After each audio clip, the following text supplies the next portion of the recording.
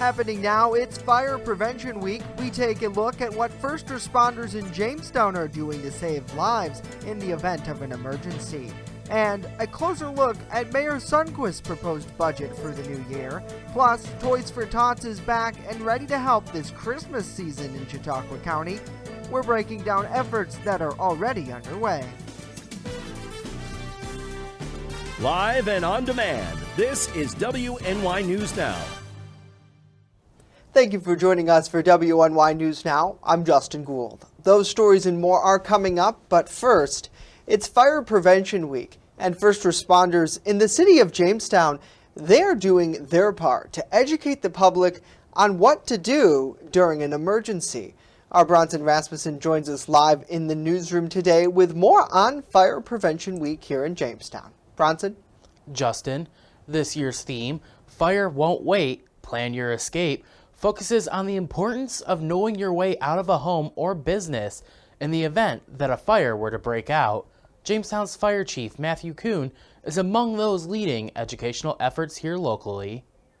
We do try to do a lot of community outreach at this point in the year, especially to schools and to younger folks, to educate them about fire safety, what it means to look out for fire hazards within their own homes, and how to report emergencies to the 911 system. Among concerns this week specifically is the falling temperatures. When we get to this time of year, we're coming into the heating season where more folks are going to be indoors. So a lot of what we try to educate folks on this time of year is certainly about heater safety and making certain they're not overloading their electrical systems. With more heaters kicking on, the fire chief would like to remind those at home to be wary of your heating appliances. It depends on the type of heating device that they're using. A permanently installed heating appliance like a furnace generally doesn't present a lot of trouble. Sometimes they can give off odors at this time of year when you first are starting them up because there's dust in them. Far and away, probably the biggest risk that we see is people using portable heating devices and they plug them into an inappropriate outlet or an inappropriate extension cord.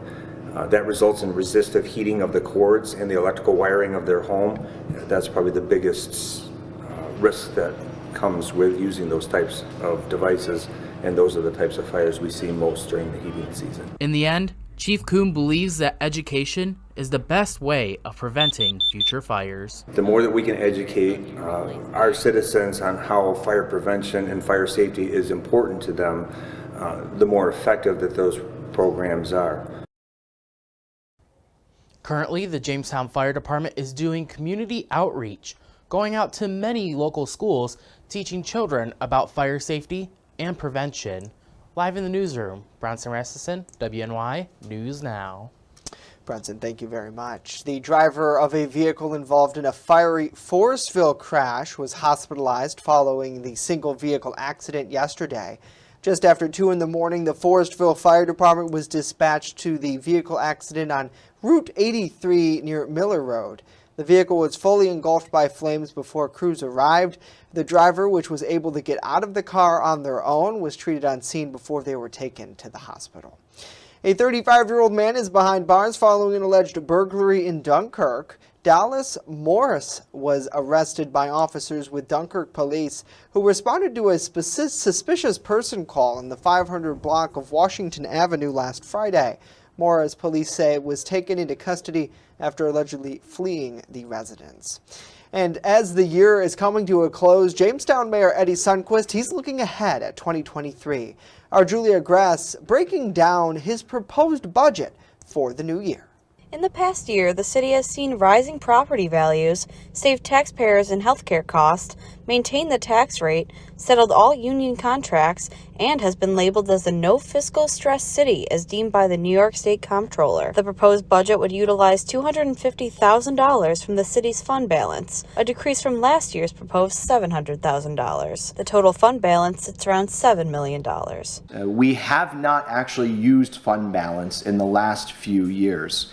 We've been very lucky, although we've allocated it, our revenues have exceeded our projections and we have not had to use a fund balance. Additionally, Jamestown's 2022 debt limit is only 29.22% of its constitutional limit, meaning the city can borrow funds at a reasonable rate if need be. We are projecting a 5% increase in sales tax from last year.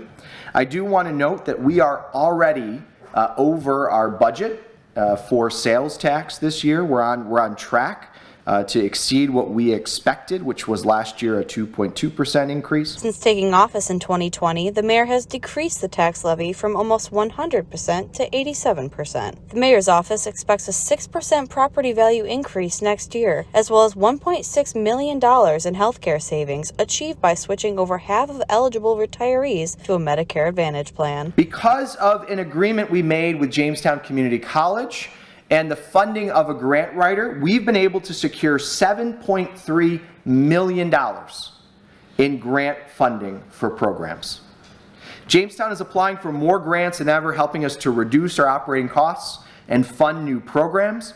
It allows us to increase and continue our services without increasing the tax rate. The city plans to hire for new positions in building maintenance, public works, and parks to build the city's capacity. Julia Gress, WNY News Now. The proposed budget still must go through the City Council and additional amendments before it is passed. Well, the candidates for New York State's 150th Assembly seat, they're going head-to-head this week as part of a debate at the Reggie Linné Center for the Arts here in Jamestown. Andrew Goodell and Sandra Lewis will spend 60 minutes answering questions ahead of this fall's November election this Thursday at the Reg. Goodell, a Republican, has served the district as the state assemblyman since 2010. Lewis, the Democratic challenger, is currently a professor at SUNY Fredonia. Starting at 6 o'clock, you can watch that debate live right here on Channel 716 on Roku. There will be limited seating available for those who wish to attend in person. Audience members must arrive by 5:30 and RSVP. Well, now let's switch gears and get a first check of our weather forecast. Chief Forecaster Dakota Hunter standing us by on this Columbus and Indigenous Peoples Day today, as many people might be off from school, from work, and they can get out and enjoy some of that mildish temperatures, Dakota, before they disappear.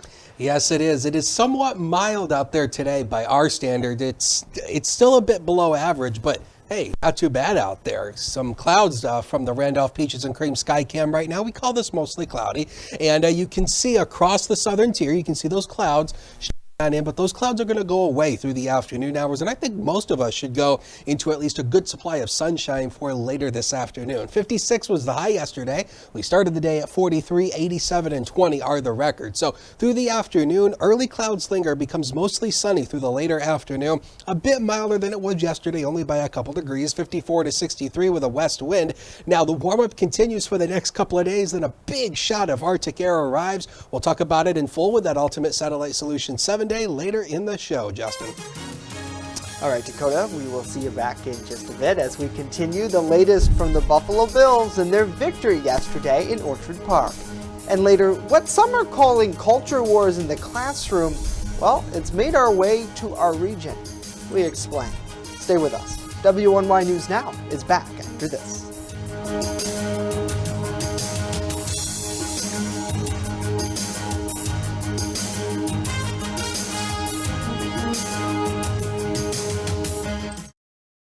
With coverage that matters. This is WNY News Now. Looking for a fair and honest auto mechanic? Look no further than Dwyas Auto Service. Located at 140 Main Street in Randolph, our family-owned business is ready for all of your automotive needs. From general service to more complex repairs, count on Dwyas Auto to keep you on the road. We not only keep your cars running smoothly, but also looking great with our expert detailing crew. Send us a message on Facebook or call us today at 716-358-2292 to set up an appointment. Dwyas Auto Service. Fair, honest, and the best prices guaranteed. I'm a survivor. I'm a survivor. I'm a survivor. Testicular cancer is the leading form of cancer in men aged 15 to 35. 1 in 250 men will be diagnosed with testicular cancer. But 98% will survive if detected early. As a survivor, I believe early detection is the key. Learn how to do a testicular self-exam and other important facts about testicular cancer at oneball4tc.com. EagleZip.com is your local one-stop shop for all of your home and business computer needs. Located on Fluvan Avenue Extension, just outside of Jamestown, EagleZip.com all brands of desktops and laptops, as well as servers and network equipment for your business. All new computer sales include transferring your data from your old computer plus a 2-year warranty. Call EagleZip.com today. Stop by EagleZip.com today and let us make computers easy for you. You're watching WNY News Now, where coverage comes first. More than 200 animals, including dogs, chickens, pigeons, ducks, and pigs, were seized from a farm in Erie, Pennsylvania, as part of an animal cruelty investigation. Investigators contacted the owners of the farm to check their well-being Saturday. They found inhumane living conditions after a walkthrough of the kennels and livestock area. Troopers said that they also found a number of dead animals on a barn there, some of them in a burned pile on the property. The Anna shelter now saying their staff has spent several hours at that scene removing over 220 animals. Out of that, 57 were dogs, most of which just puppies. State police said their investigation continues. There's no word as to any charges yet. The Buffalo Bills bested the Pittsburgh Steelers on Sunday during their matchup in Orchard Park. WNY News Now's John Leidick and Isaac Petcash were there and are breaking down some game action.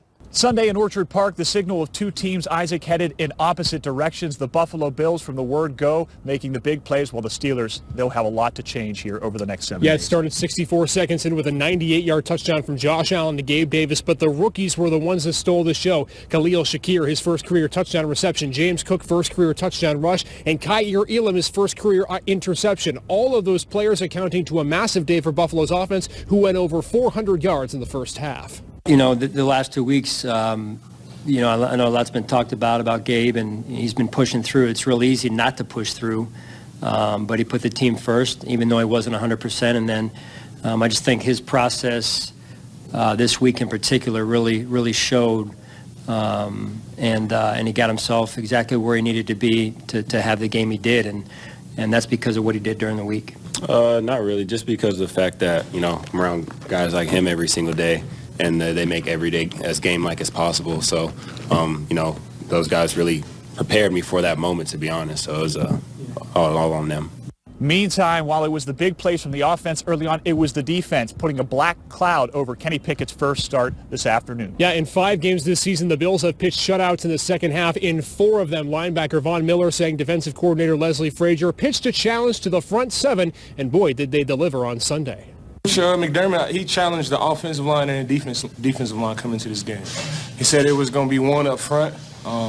Jordan Phillips, he took that challenge personally, and our offensive line did too. And they came out and they blocked their asses off, and our defensive line, they played their ass off. And all 4 quarters, even when they put the 2s in, they still didn't let the standard drop. And it was an incredible day for all the guys that stepped up there. It was a good win for the Buffalo Bills. So next week for Buffalo, their biggest game of the season without a doubt. They'll travel to face the Kansas City Chiefs and Patrick Mahomes, the same place, Arrowhead Stadium, where their season ended a year ago, looking for revenge against Kansas City. And as the Steelers' struggles continue, it gets no easier as Tom Brady comes to Acrisure Stadium for a 1 o'clock tilt against the Tampa Bay Buccaneers. For Isaac Petcash, I'm John Leidick reporting from Highmark Stadium. All right, guys, thank you very much. Well, authorities here in New York, they scrambled to respond to a drive-by shooting near the Republican gubernatorial candidate's home yesterday. 2 teenagers were found with gunshots near Congressman Lee Zeldin's front porch while he was away at the Bronx Columbus Day Parade. His twin 16-year-old daughters were home alone and called 911 after hearing the gunshots and screaming. One of the bullets landed just 30 feet from them, but police in Suffolk County do not think the shooter was directed towards the Zeldin family. Instead, they believe the violence may have been gang-related. Both victims are expected to survive their injuries. Zeldin, who is the Republican nominee for governor who has campaigned on law and order, said, quote, "Crime has literally made its way to our front door," end quote. The congressman from Shirley is challenging incumbent Democratic Governor Kathy Hochul in the November election. And speaking of Governor Hochul, she's announced a $5 million multi-agency program aimed at reducing suicide. This program will utilize data from the state agencies and local partners to identify at-risk groups focused on prevention. It's funded through a grant from the CDC and administered by the State Office of Mental Health and Capital Connect. It's really going to make a difference in being able to normalize how we talk about this issue, this health crisis, like we talk about other health crises. Officials say they will be looking at a variety of communities to work with, including places like schools, county mental health offices, and churches. Well, what some are calling culture wars in the classroom, it's made its way to our region, with some states introducing so-called parental rights or don't say gay legislation. Some education advocates and students are being used as political pawns. Brendan Scanlon breaks down both sides of this debate in Pennsylvania. A recent Ipsos poll shows 74% of parents feel that politicians are using kids in school as political pawns. The book banning bills, don't say gay bills, but these are being driven by a very small number of very extreme people. Susan Spica with Education Voters of PA says legislative proposals to prohibit sex ed or remove certain books from schools does not reflect the views of the majority of Pennsylvania parents. I think a lot of this is just being driven by political forces that have nothing to do with our actual local school districts. Spica says parents have the rights to be involved in their child's academics and should feel included. However, it's a matter she believes should stay between the parent and the school. I don't think that inclusion comes from having people in Harrisburg gin up their base with a bunch of unfounded claims about what's happening in our schools. Some Republican lawmakers disagree. And what we're finding across the state is that there is a real problem in the classroom. State Representative Barb Gleim served on the school board of the Cumberland Valley School District for 8 years. She says parents want and deserve transparency. And we want the instruction to be age appropriate. And I don't think that that's such a bad thing to ask. Gleim believes most parents are satisfied with their child's classroom experience, but says legislative action is still warranted. We do have a few teachers out there that are using their, position to become activists of certain, in public interests or special interests. Representative Gleim is the co-sponsor of House Bill 2813, known by proponents as the Parental Bill of Rights. The bill would prevent schools from teaching about sexual orientation or gender identity before 6th grade and would also require classroom instruction to be age appropriate. The bill was referred to the House Education Committee last month, where it still awaits consideration. Reporting in Harrisburg for WNY News Now, I'm Brendan Scanlon. Back to you. All right, Brendan, thank you very much. Coming up next, a full look at our weather forecast. Stay right there.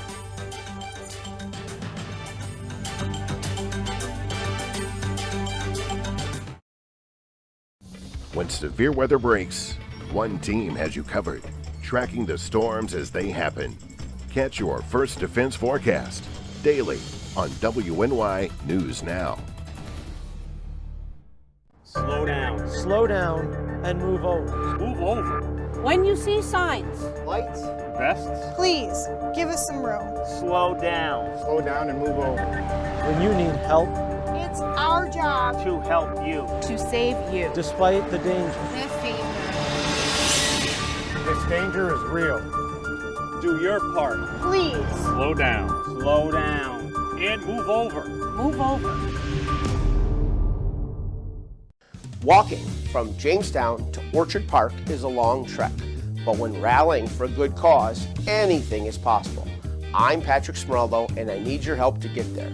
Starting on November 11th, I'm walking over 60 miles to the Buffalo Bills Stadium, raising money for two great causes: Harrison's Playmakers and foster care in Chautauqua County. Harrison's Playmakers is a non-profit launched by former Buffalo Bills defensive tackle Harrison Phillips to connect kids with disabilities in sports. Furthermore, donations for this 3-day hike will also benefit CASA of Chautauqua County and the Stone family, who are assisting local foster care children during National Adoption Month. Learn more about my journey and to donate at CC Solutions, 716.com. With coverage that matters, this is WNY News Now. Fast, accurate, and everyday. First Defense weather. Welcome back, everybody, and got some weather eye pictures to start off with today. Our good friend Don sending in some of that fall foliage from the northern section of Chautauqua County over the weekend. The colors are really starting to come together now, so get out and take a look at some of the fall foliage. And Jasmine sent this in to Sean Sweatman, who pilots the Storm Interceptor, and man, how about that, of the sun going down over the water. Don't let the sun go down on me.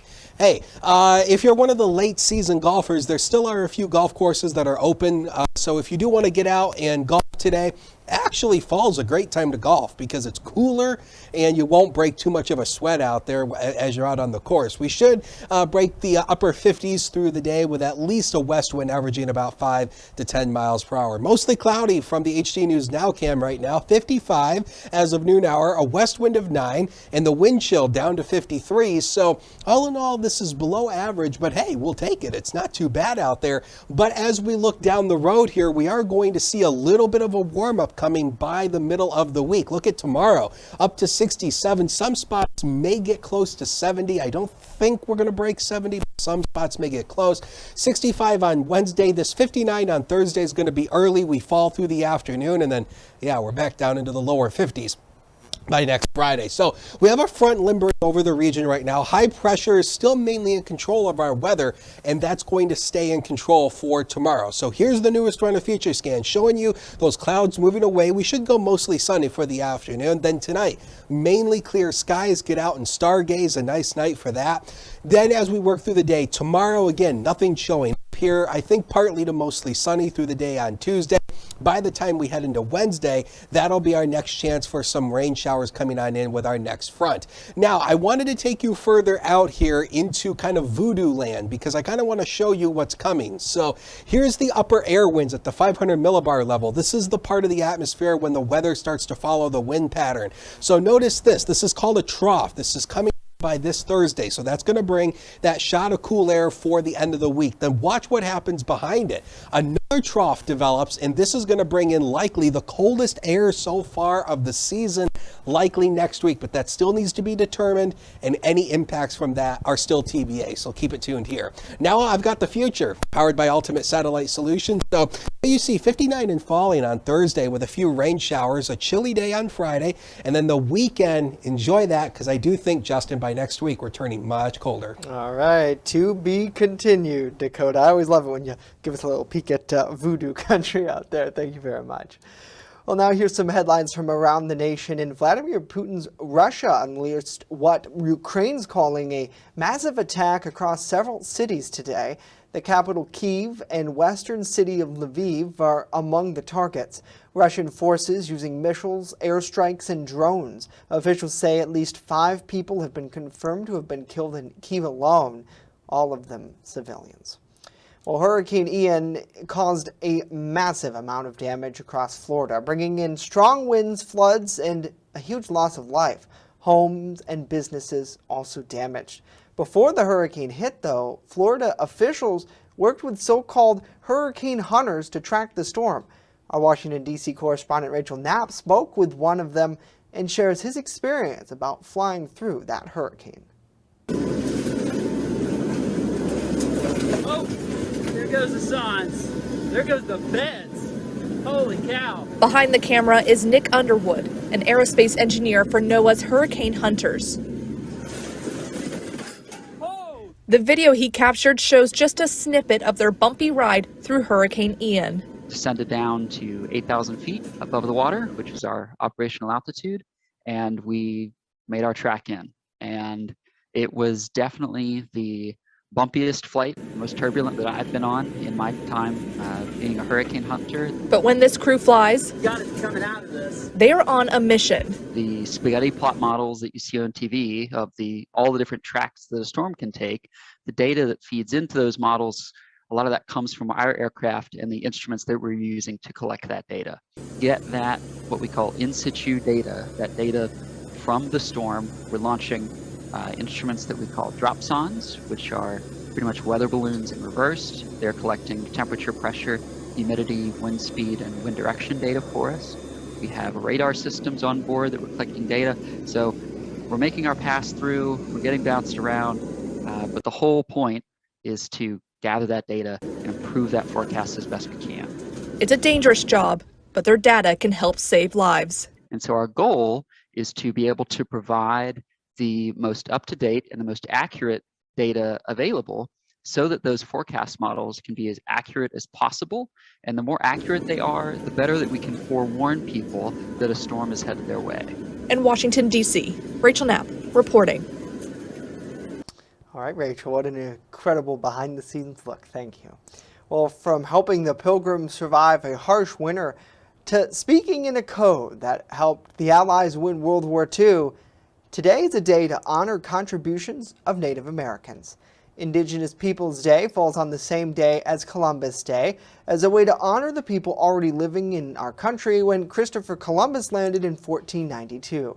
The influence of Native culture can be seen everywhere. In many parts of countries, rivers, towns, they're all landmarks everywhere, really bearing names originally given by Native tribes. Indigenous people aided Europeans throughout our development. As the early first pilgrims settled there on Plymouth Rock, they served as teachers, guides, and doctors. Though Europeans and Native Americans would also embark on a relationship frequently marred in conflict, Indigenous people have always left an incredible mark of culture and traditions on the United States. So be sure to remember that today. Well, coming up next, Toys for Tots. They're back this Christmas season to help those in need in Chautauqua County. We're taking a look at efforts which have now kicked off.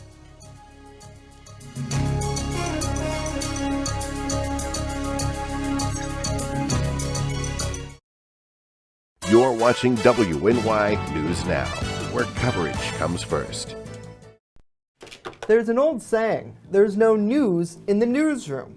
Well, it's true. The time I spend at the anchor desk is just part of my day. Most of our time is spent gathering stories in the community, stories that matter to you. We can't do it alone, and we need your help. When you see breaking news or have a news tip we should know about, drop us a line on Facebook today, email our news desk, or call our newsroom at 488-7226 so we can bring those stories straight back to you. Walking from Jamestown to Orchard Park is a long trek, but when rallying for a good cause, anything is possible. Starting on November 11th, I'm walking over 60 miles to the Buffalo Bills Stadium, raising money for two great causes, Harrison's Playmakers and foster care in Chautauqua County. Learn more about my journey and to donate at ccsolutions716.com. Catch your First Defense forecast daily on WNY News Now. Well, welcome back. We're less than 100 days away from Christmas, and while that might bring joy to some, it could cause anxiety to others. The COVID pandemic, it caused a lot of uncertainty, especially with financial instability. So come Christmas time, many parents, they might be stressing about being able to find an affordable gift for their little ones. Luckily though, Toys for Tots, they're back and ready to help. Our Alyssa Wright reports. In 2021, Toys for Tots helped thousands of children be able to open presents on Christmas, and now this year, it could be more. Last year, we're proud to report the numbers of children we served were 4,390 in 1,641 different families. That's a lot of impact. The number of children living in poverty in the country and in our community is more than ever. And this year we really anticipate that need to be great.